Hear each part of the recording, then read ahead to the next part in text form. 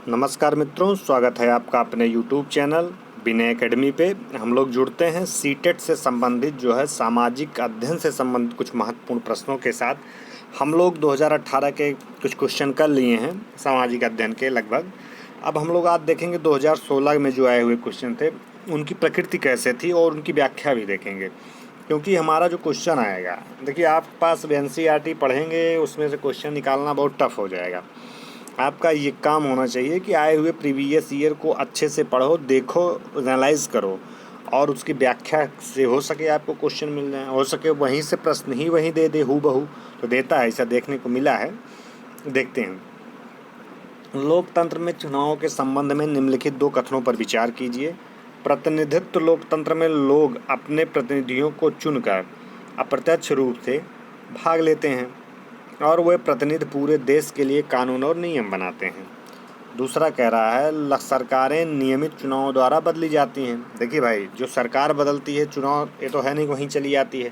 देखिए फिर से देखिए चुनाव जो हो रहा है, इसमें चुनाव होगा, सरकार बदलेगी, फिर से बदलेगी, कोई दूसरी आएगी या वहीं हो सके रिपीट हो जाए, तो ये प्रकार की प्रक्रियाएँ होती हैं। हाँ होती हैं, आपने देखा, इसका मतलब ये भी सही है। और इसमें जो कहा लोकतंत्र का जिक्र किया, ये भी सही है। इसका मतलब ए और बी दोनों सही हैं, तो हमको ढूंढना है इसमें कौन सही है, ए और बी सही है। देखिए कि व्यवहारिक भी क्वेश्चन पूछता है, जो आप के इर्द गिर्द घूम रहा है, जो चीज़ें हो रही हैं, थोड़ा उस पर भी निगाह गड़ाए रहा करिए। उनमें से कौन सा युग्म मुगल चारबाग का एक स्थल नहीं है? बहुत ही अच्छा क्वेश्चन है। कह रहा है मुगल चारबाग का एक स्थल नहीं है, तो कौन सा नहीं है? हुमायूं का मकबरा नहीं है कि शालीमार कुव्वत उल इस्लाम मस्जिद नहीं है, एक शालीमार बाग नहीं, लाल महल बारी नहीं है। कह रहा है चार बाग का एक स्थल नहीं है, तो चार बाग में कुव्वत उल इस्लाम मस्जिद नहीं है। इसका निर्माण किसने करवाया था? देखिए ऑप्शन में ये है, बाकी सारी चीज़ें हैं। इसका जो कुव्वत उल इस्लाम मंदिर है, इसका अगर निर्माण पूछ ले, कुतुबुद्दीन ऐबक ने करवाया। कौन? कुतुबुद्दीन, सबको पता होगा, कुतुबुद्दीन ने करवाया था। कुतुबुद्दीन ऐबक के नाम से जाना जाता था। ठीक, इसमें चार बाग पद्धति का प्रयोग नहीं किया गया है। बाकी एक पद्धति का जिक्र जो किया गया है, शेष दिए गए विकल्पों में मुगलकालीन चार बाग पद्धति देखने को मिलती है। भारत में पंचायती राज प्रणाली के संबंध में निम्न में से कौन सा कथन सही है? पंचायती राज प्रणाली का जिक्र कर दिया है, तो जिला परिषद पंचायती राज प्रणाली का अद्वितीय स्तर है, सही है। कौन सा कथन पूछ रहा है? ग्राम सभा के सचिव का चुनाव उसके सदस्यों द्वारा किया जाता है। ग्राम पंचायत की अवधि 4 वर्ष होती है। संवैधानिक दिशा निर्देश के अंतर्गत देश के प्रत्येक राज्य में पंचायतों के संबंध में अपने कानून होते हैं। देखिए हम बात करते हैं, यहाँ से बात ही सही होती है। संवैधानिक दिशा निर्देशों के अंतर्गत देश के प्रत्येक राज्य में पंचायतों के संबंध में अपने कानून होते हैं। ठीक है, अलग अलग कानून होते हैं। तो ये यहाँ पे ये वाला उत्तर आपका। और ये यहाँ पे जो 4 वर्ष कह रहे हैं, 4 वर्ष ना होकर के ये 5 वर्ष होती है। प्रधान कितने वर्ष के लिए चुना जाता है? 5 वर्षों के लिए। ये प्रधान से सारी चीज़ें कहीं ना कहीं आपसे कोरिलेट हैं। निम्नलिखित व्यक्तियों में से किसकी कविताओं और विचारों को पंचवाणी और बीजक में संरक्षित किया गया है? ये पंचवाणी यहाँ भी यूज किया, 18 में यूज किया था, ये 16 में भी यूज किया। किसके? कबीर आगे, हमने इसको व्याख्या में बताया था। तो ये कहीं ना कहीं सीटेट की ये क्वालिटी रही है कि ये क्वेश्चन रिपीट करता है, ध्यान में रखिएगा। गढ़कटंगा के गोंड राज्य के संबंध में निम्नलिखित कथनों में से कौन सा कथन सही है? गढ़कटंगा का जिक्र कर रहे हैं। गढ़कटंगा क्या है? गढ़कटंगा जो हुआ करता था, मध्यकालीन भारत का एक राज्य हुआ करता था। आप ये पहले ऑप्शन देख लेते हैं। यह एक समृद्ध राज्य था। इसने जंगली हाथियों को पकड़कर और उनको दूसरे राज्यों से निर्यात करके धन कमाया जाता। हाँ, ये तो बात सही है। एक राज्य था और वो वहाँ पे क्या होता था, जंगली हाथियों को पकड़कर दूसरे राज्यों को निर्यात करके धन कमाया जाता था। ये तो सही है। यह कमज़ोर बुंदेलों और मराठों के खिलाफ अधिक शक्तिशाली बना? नहीं। 1665 में मुगल सेना ने गढ़कटंगा पर हमला किया और उन्हें रानी दुर्गावती द्वारा हार का मुख देखना पड़ा? नहीं है। यह राज्य केवल नगरों से बना था? ऐसा कुछ नहीं है। तो केवल ऑप्शन नंबर 1 इसमें सही हो जाएगा। गढ़कटंगा एक मध्यकालीन भारत का महत्वपूर्ण जो राज्य हुआ करता था। यह राज्य हाथियों के लिए प्रसिद्ध था, साथ ही दक्षिण भारत तथा उत्तर भारत को जोड़ने का कार्य करता था। जो गढ़कटंगा था, जो हमारा ये ये नॉर्थ इंडिया और साउथ इंडिया, इसको जोड़ने का ये काम करता था, साथ ही दक्षिण भारत जोड़ने का कार्य करता। इसी कारण अकबर ने इसे अपने अधिकार में कर लिया था। अकबर इसी कारण इसे अपने अधिकार में लिया कि नॉर्थ इंडिया और साउथ इंडिया को जोड़ता था। एलोरा की गुफा 15 का भित्ति चित्र, देखिए फिर से एलोरा की गुफा से यहाँ से क्वेश्चन घुमा दिया है, जिसमें विष्णु को नरसिंह अर्थात वहाँ पे पूछा गया था किस रूप में कहा गया था किसे, अर्थात पुरुष सिंह के रूप में दिखलाया गया है, किस काल की कृति है। ये वही क्वेश्चन बार बार रिपीट किए जा रहे हैं। क्वेश्चन नंबर 1 राष्ट्रकूट काल था। एलोरा महाराष्ट्र में स्थित है, कभी हो सके एलोरा पूछ ले कहाँ पे है, तो एलोरा महाराष्ट्र में है। एलोरा कहाँ स्थित है, महाराष्ट्र में स्थित है। यहाँ की गुफा हिंदू बौद्ध जैन धर्मों में संबंधित हैं। एलोरा की गुफा 15 राष्ट्रकूट शासन की कालकृति से संबंधित है। क्लियर हो गया। नेक्स्ट देखते हैं, निम्नलिखित में से वस्तु विनिमय पद्धति की सही विशेषता कौन सी है। मतलब वस्तु विनिमय प्रणाली होती क्या है। तो इसमें वस्तु का आदान प्रदान, जैसे आप किसी को मान लीजिए आप चावल दे रहे हैं उसके बदले गेहूं ले रहे हैं, या चावल दे रहे हैं उसके बदले कोई अन्य वस्तुएं ले रहे हैं, तो उसे ही वस्तु विनिमय प्रणाली कहते हैं। अब तो पैसा देते हो, वस्तु लेते हो। पहले क्या था, वस्तु के बदले वस्तु, सामान के बदले सामान मिलता था, वही वस्तु विनिमय प्रणाली कहलाती है।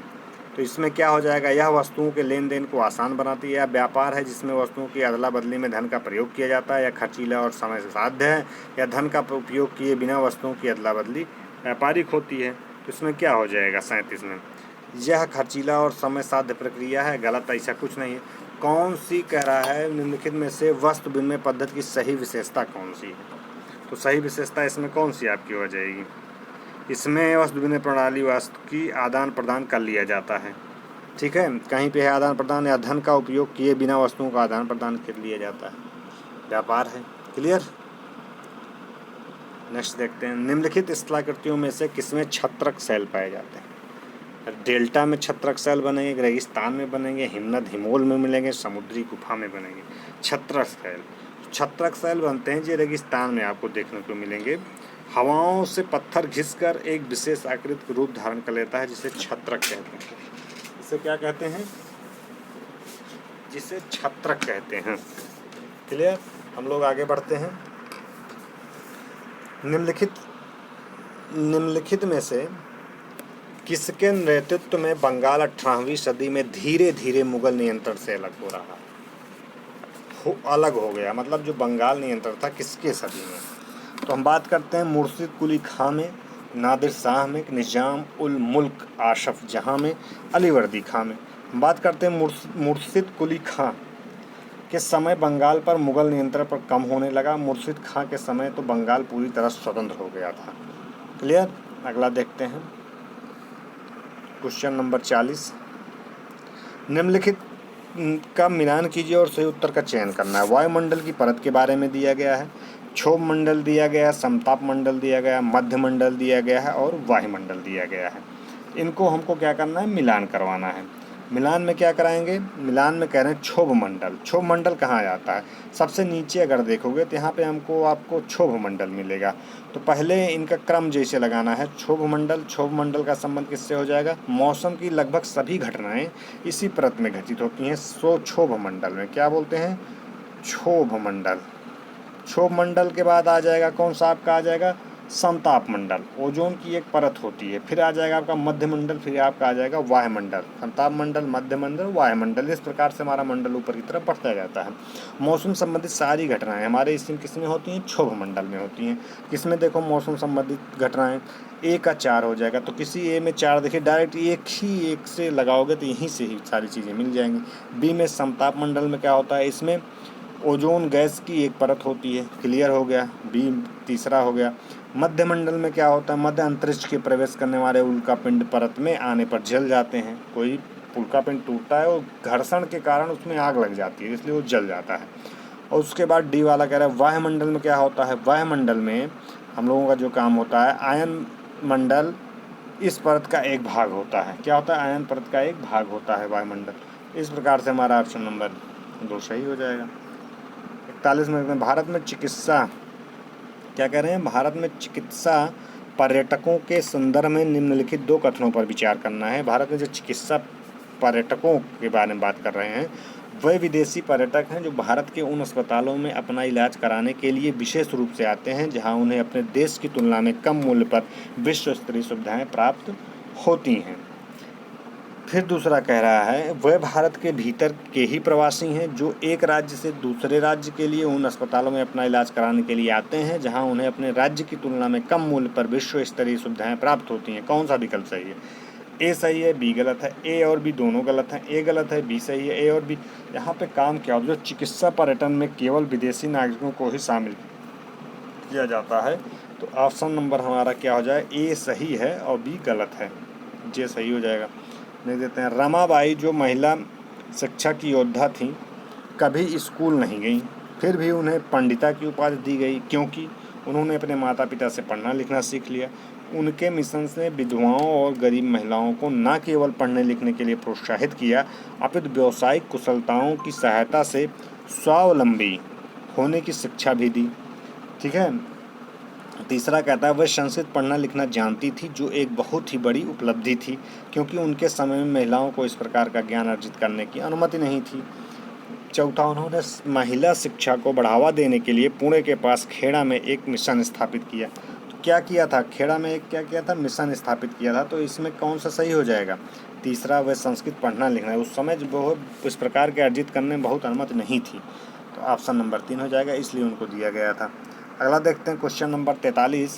1856 ईस्वी में निम्नलिखित गवर्नर जनरलों में से किसने यह निर्णय किया था कि बहादुर शाह जफर आखिरी मुगल बादशाह होंगे और उनकी मृत्यु के बाद उनके किसी वंशज को बादशाह? देखिए फिर से वही क्वेश्चन रिपीट हो गया है।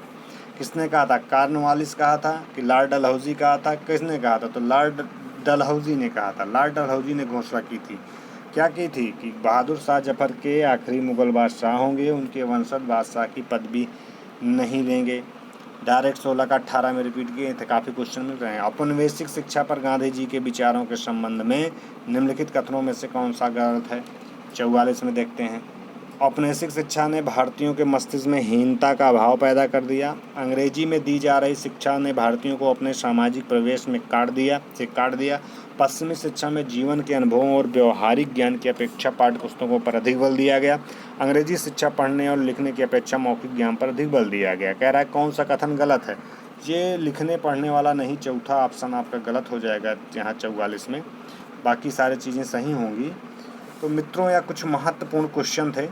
लगभग 31 से हम लोग 44 तक देखे। हम लोगों के सामने थोड़ा मजबूरी है, ज़्यादा लंबी क्लास इसलिए नहीं बन पाती क्योंकि थोड़ा स्पेस की प्रॉब्लम हो जाती है।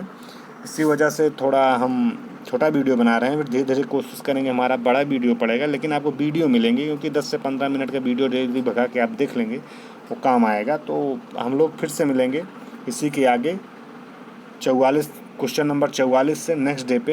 यदि यह वीडियो अच्छी लगे इसे शेयर शेयर करिए, जैसे लोगों को ज़्यादा से ज़्यादा लाभ मिले। और मैं तो यही कहूँगा सीटेट वाले बिल्कुल डरें मत, प्रीवियस ईयर क्वेश्चन उठा के करें, उसकी व्याख्या देखें, बार बार उसी को करते रहें और उनको सफलता मिल ही जाएगी। चलते हैं अपने दूसरे वाले वीडियो में। थैंक यू मित्रों।